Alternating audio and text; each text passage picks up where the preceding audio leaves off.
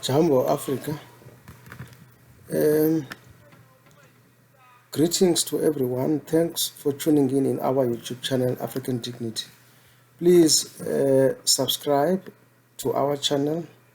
Click the like button so that we can be able to make more videos. Today we are going to address the plight of the Jews in Europe way before Hitler came into power.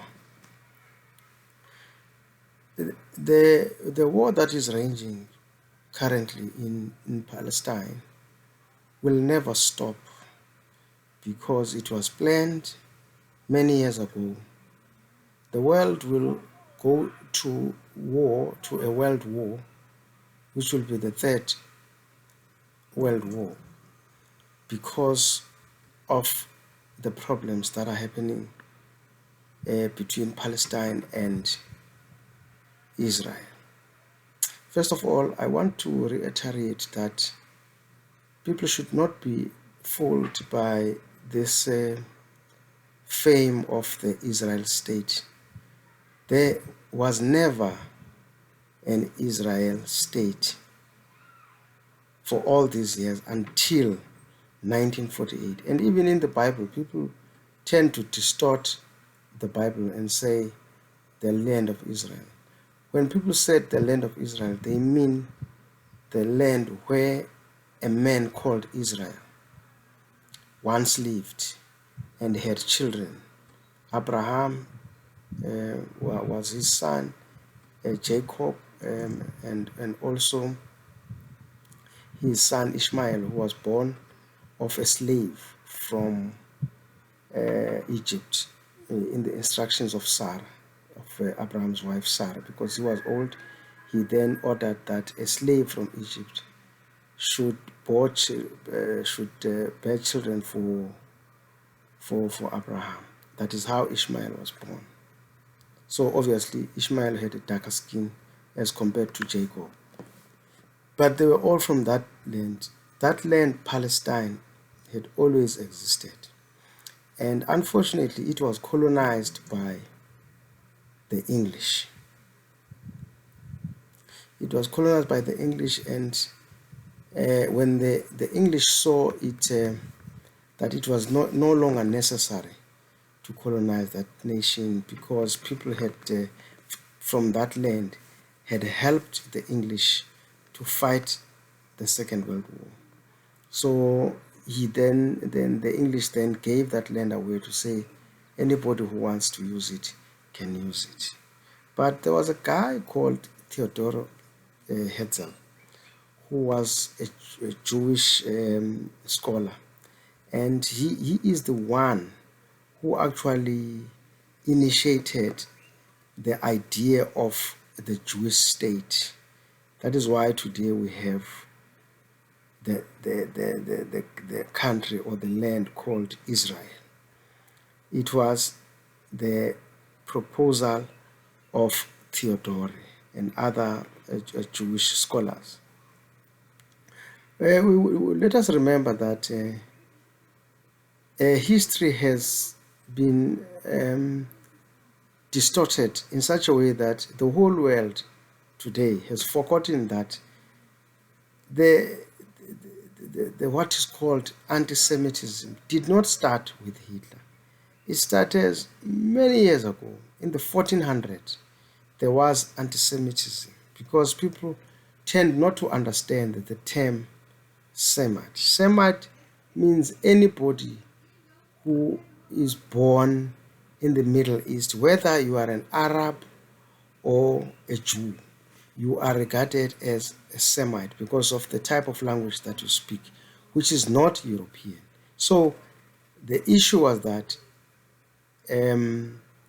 Jews were not Europeans. That is why in the early 1400s, there was so much cry over this anti-Semitism, which is sometimes called the longest hatred, which means anti-Semitism in history is from the the early church to 1400s, right? This phenomenon persisted in many forms for over 2000 years. So this myth of blaming all the hatred against Jews to Hitler is very wrong, because for 2000 years, right, anti-Semitism persisted. The racial anti-Semitism of the National Socialist Nazis took hatred of Jews to a genocidal extreme. That means, although it was still there, but then Hitler and his SS thugs took it to another level, right?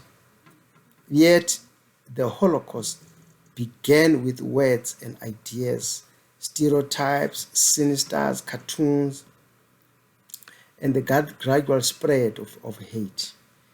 In the first millennium of the Christian era, leaders in the European Christian Catholic hierarchy developed a solidified and a doctrine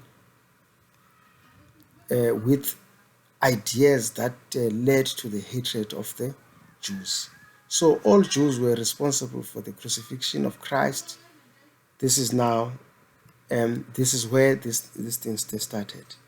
That is now, before Hitler was born, people were saying Jews were responsible for the death of Christ. And one thing that everybody should understand is that Jews do not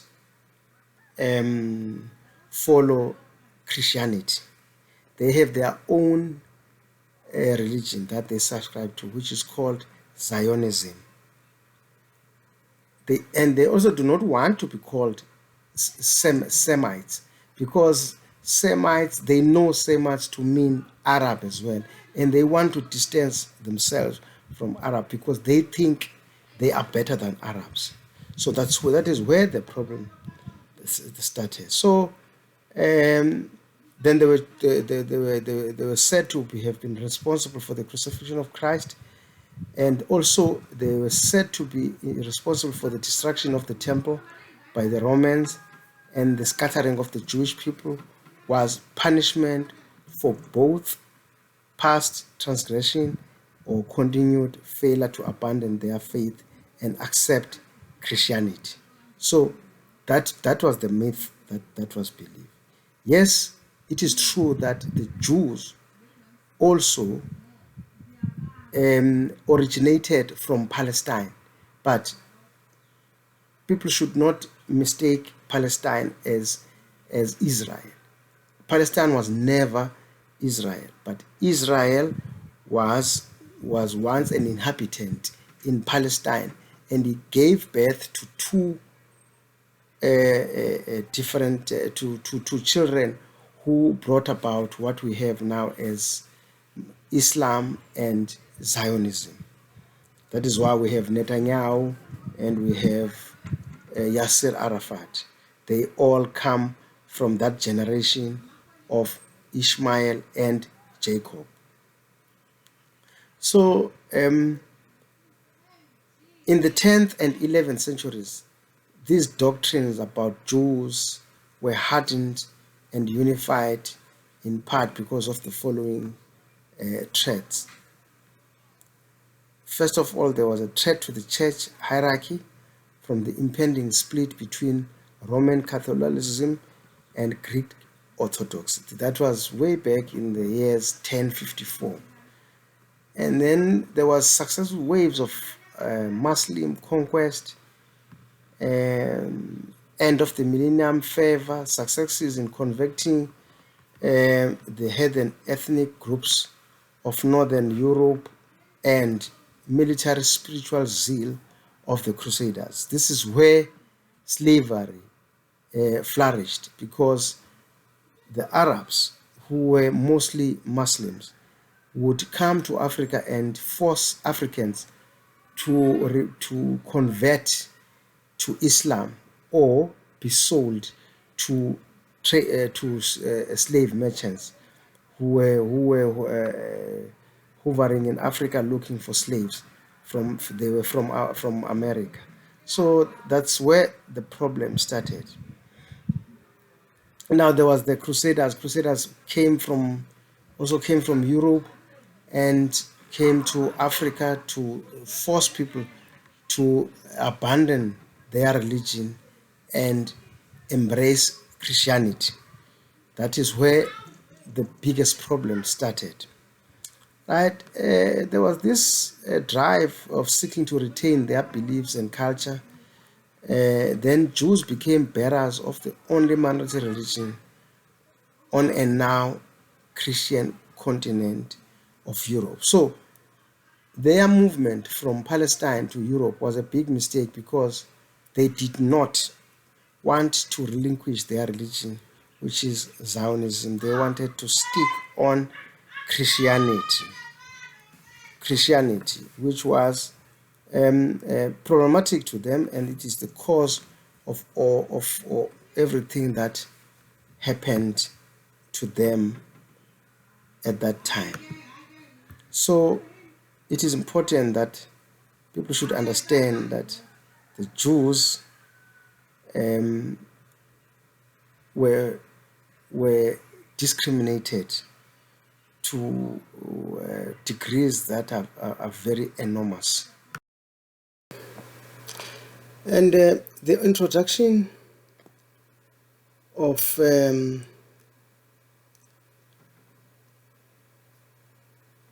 this hatred against Jews, it became official. That is now this introduction of the official anti-Semitic policies and bans and the incidents of violence against Jewish persons and property climbed to levels unprecedented in the modern age. Violence against Jews took place not only in Germany or maybe the Eastern Europe. A guy called Marus and Paxton, those were writers of the time, observed that demonstration against Jews, including physical attacks, occurred in September 1938. That is now. I think Hitler came into power around 1933. And as early as 1938, there was attacks on Jews, and this happened in Paris, in Dijon, in Saint Etienne, in Nancy, and several locations in the Alsace and Lorraine areas, that is now in France. These attacks or anti-Semitic manifestations in France led the Grand Rabbi of Paris to caution his religionists during the high holidays of the autumn of 1938 to refrain from gatherings in large numbers around the synagogues, because gatherings around the synagogues had become a norm, and people will then shout racial slurs against the Jews, right? By 1938, Germany and Austria did not stand alone in Europe in terms of enactment of anti-Semitic laws. That is now laws that were discriminating against Jews. It was not only Germany who did that, right? In places such as Bulgaria, Hungary, Poland, Romania, Slovakia, they acted these laws that were anti-Semitic. A writer called Finzi notes that in Poland, which contained one of the Europe's largest Jewish communities, the 1930s ushered in a systematic economic boycott of many Jewish producers and a series of prohibitions excluding Polish Jewish from several occupations. That means, because one thing we should remember is that Jews were very educated. It is just the same as you will see South Africans having hatred against Nigerians, because Nigerians make sure that their children do not do drugs. They can sell drugs to everyone, but if a Nigerian kid is found to be using drugs, that means death to that child. The whole community will beat the child to a pulp. So Nigerian children know that the first thing they have to do is to go for education. That is why you will find in South African universities that it is not South Africans that are managers or running these institutions. It is mostly people who come from who do not come from South Africa, who are managers in our universities. So the Jews were banned from certain occupations, educational opportunities, and in Romania, the formation of the Hoja Cusist government, or Goka Cusist government, following the December 1937 national elections, produced Europe's second anti-Semitic regime. So this was systematic. It's not a matter of that it was Hitler who did this. So in simple terms, Europeans generally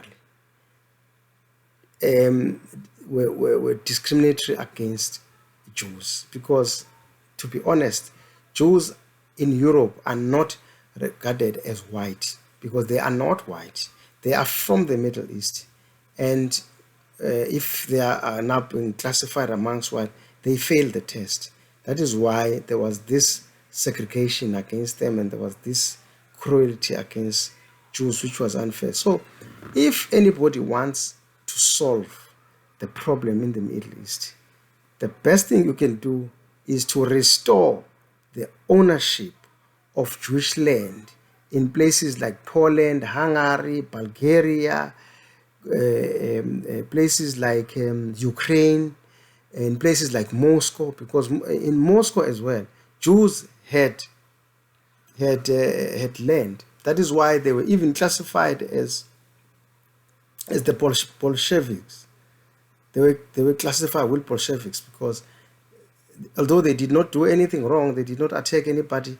All they did was getting themselves educated and be bankers and be the owners of land and be owners of all the machinery, economic machinery, factories, bakeries, everything was owned by the Jews. That is where the hatred came from. To say these people are foreigners in our country, but they run everything.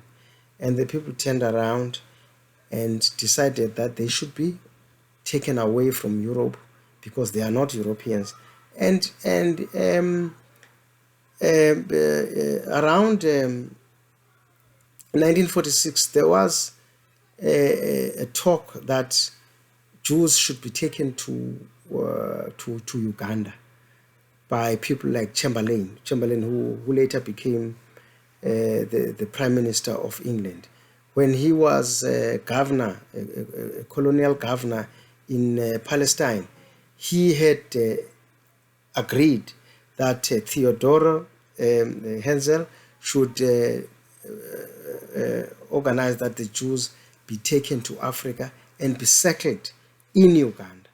But that did not pass, and then it was Russia who tabled a motion at the United Nations that because England doesn't mind that Jews be settled in Palestine, then there should be a formation of a state of Israel in Palestine. And this is exactly what happened in 1948. So this whole problem and this Holocaust, or you call it concentration camps and terrorism against Jews, it was fomented, it was made by England, America, and and Russia, because what actually happened was that during this persecution of Jews, a lot of Jews were allowed to emigrate to America, and this caused a problem in such an extent that President Roosevelt summoned a meeting in Europe, so that in fact in France, where they met and discussed the issue of the Jews, because a lot of Jews were emigrating to the USA, and USA was also had its own problems of inflation and all the problems that they have because of the war, and all the Jews were running to England, and it became a problem. So in order for him to sort the problem, a meeting was called so that they can have a final solution. But they could not find a solution until Hitler came to the fore and said the only solution for the Jews was to exterminate them. Hence we had Auschwitz, but he did not start it. And to be honest, everybody who is white supported this Holocaust against the Jews. They supported it, but they used it as an excuse to plunder resources in Germany and said Hitler was cruel, but he did not start it. Hitler did not start this cruelty against Jews. It was started by all the Europeans, but Hitler was too extreme, because he then sent them to the gas chambers and incinerated millions of Jews at places like Dachau, Auschwitz, and other concentration camps in Europe. And if anybody could talk about, to be honest about giving land to the Jews, that land must be in Poland, including Auschwitz, because Auschwitz belongs to the Jews. It was a land belonging to the Jews, was taken by Hitler from the Jews and used as a concentration camps, and as gas chambers were also built there in order to incinerate the Jews. So the world must be truthful. The leaders in the United Nations must be truthful. If they want to solve the Jewish problem, they must first restore Jews to their land. In Poland, in Ukraine, people like Golda Meir, for instance, the once Prime Minister of Israel, was born in Belarus, but she grew up in Kiev, in Ukraine, and they had land, they had businesses there. Her father had land and had businesses in Ukraine. So if you want to do justice, if any person, any European wants to talk about supporting the Jews, they should restore the land that was forcefully expropriated from them in places like Bulgaria, Ukraine, Moscow, Poland, and in Germany also, Holland, Belgium. Jews had businesses there, and they had land. So those, if truth be told, and you want to solve the problem in the Middle East, Jews should be given that land. If they don't want it, let it be given to the Muslims or to the people of Palestine, because people of Palestine today have got no land, because Jews were deprived their land. They had their land expropriated in Europe, and then they were flocked into Palestine. That is why we have this war that will go on for years and years, because the fighters in Palestine, the so-called terrorists of Israel, were born on the 7th of October, when this thing started. Children were born at Shifa Hospital. Those children, in 23 years to come, they will be attacking Israel. So it's an ongoing crisis that will never end because the leaders today don't want to speak the truth. Jambo Africa, please subscribe in our channel so that we can give you more information. Jambo Africa.